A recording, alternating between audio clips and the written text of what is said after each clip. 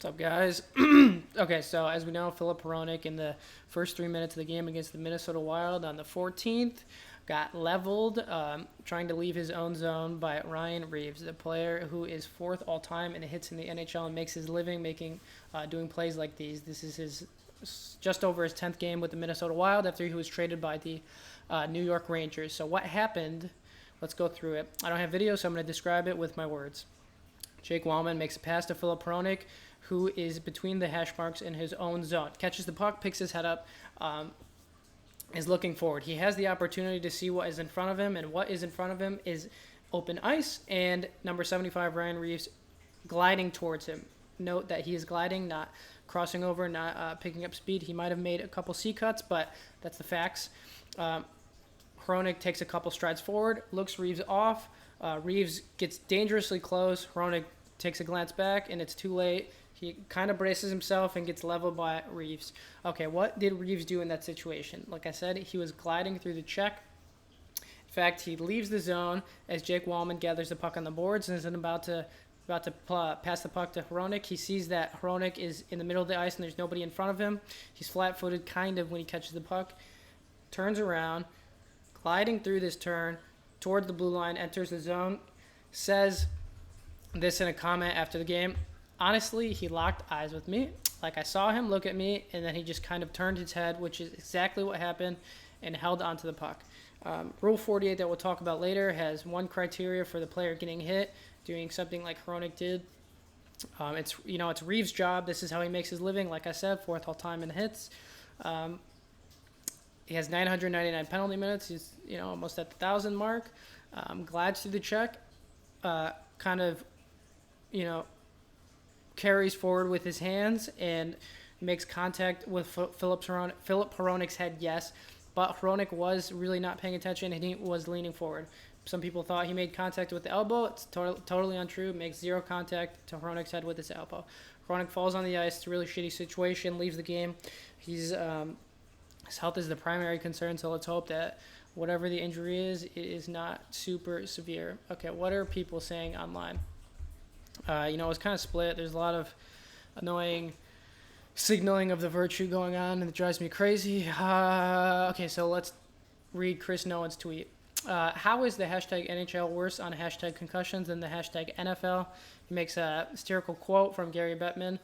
Let's allow cheap shots to defenseless players, which are banned in the NFL. Hronek was not defenseless. Add ice for a nice goal bounce, and then deny it causes hashtag CTE and provide no support for retired players. I don't think the NHL is denying CTE. If they are, it's obviously untrue. And then as far as providing support for retired players, I think they mean players who have been injured as a result of playing the game and need financial assistance. Okay, so why did I say Hronek wasn't defenseless? Like I said, he had his head up and had the opportunity to make eye contact with Ryan Reaves. Whether he did or not remains to be seen. Darren McCarty says during the game, clean hit in my day. I actually might have tweeted this after. Ryan Reaves doesn't do anything but his job and destroys Hronek. He said in 1995 that was clean and accepted, but the NHL has made it clear that they want to remove illegal checks to the head from the game. Now, removing some things that happen live are close to impossible. And it annoys him that the NHL claims to be worried about headshots, but they didn't make a call in this situation. Jeff Yelly, don't know who that is. Floored by how many perfect clean hit replies are in here already. I know this is it's not a cut and paste hit. It's really unclear whether or not. You definitely can't say it was 100% a clean hit or it was 100% not a clean hit. He says, I know some people are desperate to protect a prior era of hockey, but Reaves drives straight through Hronek's face here. I mean, he drives straight through his chest, his face, because Hronek is leaning forward, and as Reaves is gliding, he's leaning into making a check. I mean, if you're gliding into somebody and you're just straight up and down, like, you could get leveled. Just think about it. If Hronek is coming in like this and Reaves is coming in like this, Hronek technically has a slight advantage in terms of leverage towards somebody who can be more easily knocked off balance than somebody who's coming in like this. So as the player's making the check, it doesn't really make much sense to not at least slightly lean into a check if you're not picking up speed, as he was gliding through the entire check. One of my favorite Red Wings commenters, Prashant Iyer, during the game says, "Oh God, steel reeling from that hit." The replay sure looks like principal point of contact is Hronek's head. We'll go on to discuss whether or not principal point of contact is really important terminology or not. As the visor comes down and cuts the bridge of his nose, yes, he was bleeding. It was absolutely terrible to watch. Didn't like to see that. Sadly, nobody went and jumped Ryan Reaves because, he's kind of a savage. Reaves was actually surprised about that. He goes on to say, "I also have no idea why Filip Hronek took a look to the left as he's going straight down the middle of the ice. It's mistake players, you have to learn from that. Speaking from my own personal experience, I have collected a suicide pass skating up the middle of the ice from a teammate and got leveled by a defender. Broke my ulna as a result. Note that I am 5'7", and the player that hit me, I think, was over 5 foot, or was over 6 foot. Hronek is something like 5'10", 5'11", and Ryan Reaves is around 6'2", 6'3", 230. So clear difference in physical stature. Ryan Reaves wins that 10 times out of 10. One of the worst things that come on Twitter was DraftKings making this tweet that ended up getting deleted, which was, "This is how veterans welcome rookies to the NHL." Obviously an insensitive tweet for somebody whose health was put at risk and is not a rookie, is a fifth-year veteran playing in his fifth season. So back to what McCarty was saying. Does the NHL want to get rid of illegal check to the head? Yeah, for sure. They don't want to see that happening. Rule 48 was implemented, I think, in 2010. A long time coming. The impetus was Jason Booth getting severely injured by Brad Richards, and Mark Savard getting hit by Matt Cook in a very similar situation. Most people are familiar with that hit. Ended Mark Savard's career and caused a lot of damage to his brain. Really sad situation. Okay, so March 25th, 2010. I'm going to read a lot from an ESPN article right now. So, beginning with tonight's game, the NHL will implement a rule preventing a lateral back pressure or blindside hit to an opponent where the head is targeted or the principal point of contact. So this is the rule. This is definition in 2010. It's going to be continued to get changed. I'll eventually read what it is now. Year after it was enforced, 6 suspensions followed. Referees, however, were saying they were reluctant to make the call on the ice because it was a new rule, and calling it live was too punitive, meaning it was too high of a punishment for something that was live and not easily discernible within a short amount of time. That harsher supplemental discipline following the act would be more appropriate. 2011-12, Rule 48 was tweaked. Lateral blindside was removed on calls that were clearly intentional or not. The focus on whether or not the head was targeted was the main thing here. My opinion on intention, as I learned from an ethics course, is of that in terms of consequences, it is of little importance. Depending on your type of ethics, you could have a different point of view on that. Some people believe that consequences are right or wrong if they result in more overall happiness. What exactly is happiness? Who knows? What makes one person happy can make another man bitter. There's a contradiction in overall happiness too that utilitarianists and consequentialists believe. And I'll give a little scenario, for example, before I continue on with the NHL's ruling. So this is kind of extreme situation. Jim finds himself in the central square of a small South American town. Tied up against the wall are a row of 20 Indians, most terrified, a few defiant. In front of them, several armed men in uniform. A heavy man in a sweat-stained khaki shirt turns out to be the captain in charge. After a good deal of questioning of Jim, which establishes that he got there by accident while on a botanical expedition, explains that the Indians are a random group of the inhabitants who recent acts of protest against the government are just about to be killed, to remind other possible protesters of the advantages of not protesting. However, since Jim is an honored visitor from another land, the captain is happy to offer him a guest privilege of killing one of the Indians himself. If Jim accepts, then as a special mark on the occasion, the other Indians will be let off. Of course, if Jim refuses, then there is no special occasion. And Pedro here will do what he was about to do when Jim arrived and kill them all. The men against the wall and the other villagers understand the situation and are obviously begging him to accept. What should he do? A consequentialist would say absolutely Jim should kill the one Indian and save the rest of them. And let's go back to the definition of, or how utilitarianists and consequentialists define what makes an action morally right or wrong. It is whether or not it has a majority positive effect on the situation. So how happiness is defined for these ethicists is whether or not it is causing, let's see what Bentham says. It is completely subjective, but according to utilitarianisms, happiness is understood in terms of pleasure and pain. Bentham, an ethicist in the past 200 years, argued that pleasure is qualitatively the same and that no pleasure are intrinsically morally important than any others. Therefore, we distinguish between pleasures in terms of their amount. So the problem with this is that if utilitarianisms believe that pleasure is the fundamental principle of making decisions, you could argue that Jim, if he were to kill the Indian, or not kill the Indian, it's going to have an impact on him for the rest of his life. So this, there ends up being something called negative responsibility. So if Jim doesn't do anything, utilitarians believe that he is at fault for not saving the majority of the people and allowing the result of the most positive outcome to happen. However, if he does kill the Indian and save the rest of the people, including himself, he will probably leave a life of unhappiness because he did something that went against his own morals and beliefs. So how does this relate to Ryan Reaves? So if he doesn't make that hit right there, if he doesn't make a bunch of hits like that, it goes against his style of play. He makes a living being physical, being an agitator, being out there supporting the more skilled players on his team from, being hit by players like him. So, he's doing his job, and if he doesn't do his job right there, maybe he loses confidence in himself and isn't able to perform and, have the career he's had so far. So, in terms of how it affects everyone overall, I think it's pretty obvious that when people who are, let's say, aren't lifelong hockey fans get asked, what do you think about hockey? They love it for the physicality and the fighting.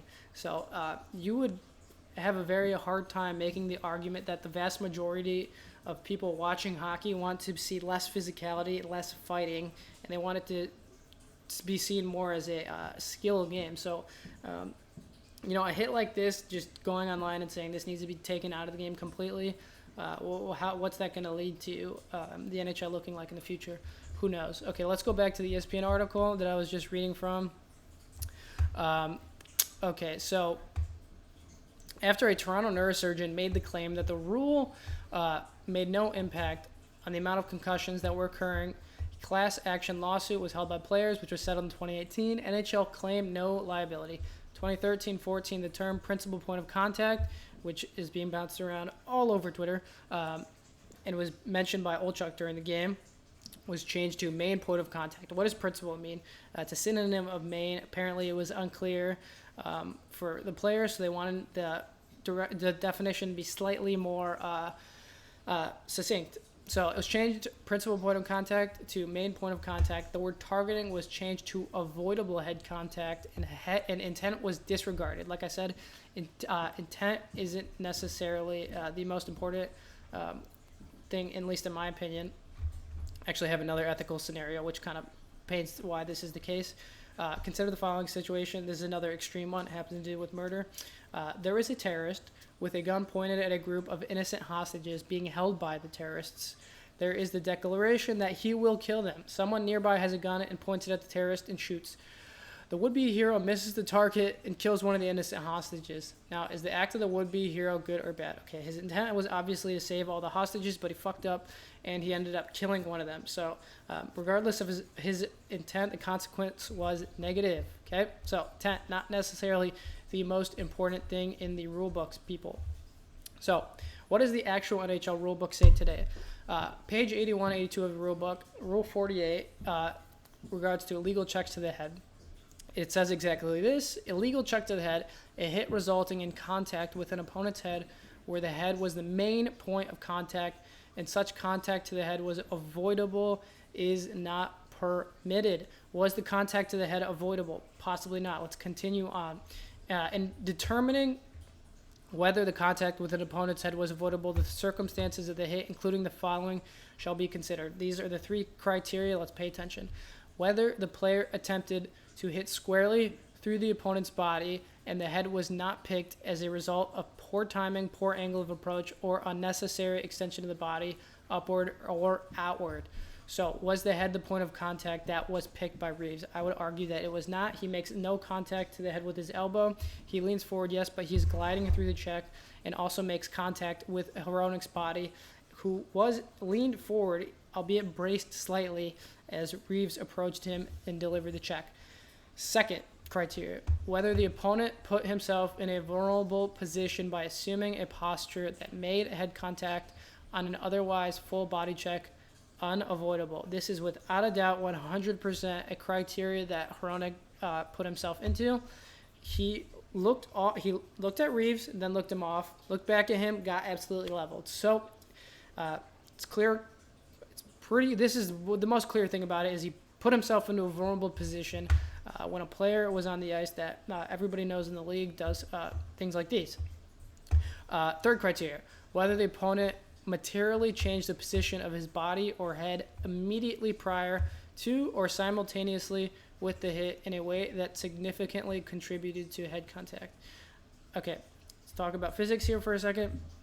When you're making a hit and you're receiving a hit, so there's this thing called leverage. If Reaves is coming into contact with Hronek and does not change the angle of his body to lean towards Hronek, he could potentially be off balance and not deliver a successful hit. Hronek has the advantage in that situation as he's leaning forward and potentially could have prevented a catastrophic hit. But Reaves does in fact lead toward Hronek. He has more body weight, more momentum, and it's easy for him in that situation to drive through the check and simultaneously with the hit in a way that significantly contributed to the head contact. Yes, there was head contact made, but there was also contact to the chest, which tells me that the main point of contact was not the head, it was Filip Hronek's body. Like I said, there was no contact of Reaves' elbow to Filip Hronek's head. It was just a shitty situation all in all. So 48.2 goes on. Minor penalty for this violation of this rule shall be assessed. 48.3, major penalty. There is no provision for a major penalty for this rule. So it's either a minor penalty or a game misconduct. There was no call made on the ice. Again, the criteria number 2, Hronek put himself into a vulnerable position. Criteria number 1, did Ryan Reaves attempt to hit squarely through the opponent's body and the head? That's not exactly clear. I do not think the main point of contact was the head because Hronek was leaning forward and put himself in the vulnerable position. And then the third thing, the opponent did Reaves intentionally make it so that he would hit Hronek's head just before the hit and during the hit. Again, that's not immediately clear, and because it's not immediately clear, I will side with Ryan Reaves in this situation. It's really shitty that Hronek's going to be out presumably. What do we think the injury is going to be? Who knows? It's unlikely that it'll be minor, and even if it is minor, we don't need a Tua Tagovailoa situation where he comes back preemptively and has more damage caused to his noggin. Red Wings lost this game. The last 5 games, they lost to the Carolina Hurricanes, Florida Panthers, Dallas Stars, Minnesota Wild, and now Minnesota Wild. Out of those 4 elite teams, the only other one is the Lightning, and they happen to beat them. So they've gone 1-4 against really challenging opponents in a pretty decimated roster. So after this injury and Larkin going out from blocking a shot, they're currently missing Aldi Mata, Filip Hronek, Jacob Vrana, Robbie Fabry, and who else am I missing? Most of their Tyler Bertuzzi, most of their key players. So I think their next opponent is the Senators and the Capitals. We'll see how this goes. It's a really shitty situation. But if you're out there on Twitter trying to virtue signal about how this is 100% obviously a dirty hit, I think you should get some more broader a more broader opinion in your what's the word, consensus. It's just, It is what it is. It happened. Hockey is a sport where there's a lot of risk associated of causing physical damage to yourself. I mean, speaking from personal experience, one more time, all of the injuries I've ever had have come from playing hockey. Left MCL torn, right shoulder labrum torn, broken right collarbone, broken left ulna. Have I had a concussion? Probably. It's why my memory is so shitty and I mix up some words. But there's a giant amount of risk associated with playing a game that allows physical contact, and to make the stance that every situation where when a player gets leveled, it is 100% clear cut and paste is just it's not a realistic thing to say. And a lot of people like hockey. They don't like to see, or like hockey for the physicality. They don't like to see injuries like these. But let's just leave it at that. And hopefully Hronek's doing well. It's all we can hope for. All right, guys. Peace. Hope you like this. Hope you like this long take on Hronek getting leveled. Poor guy. Peace.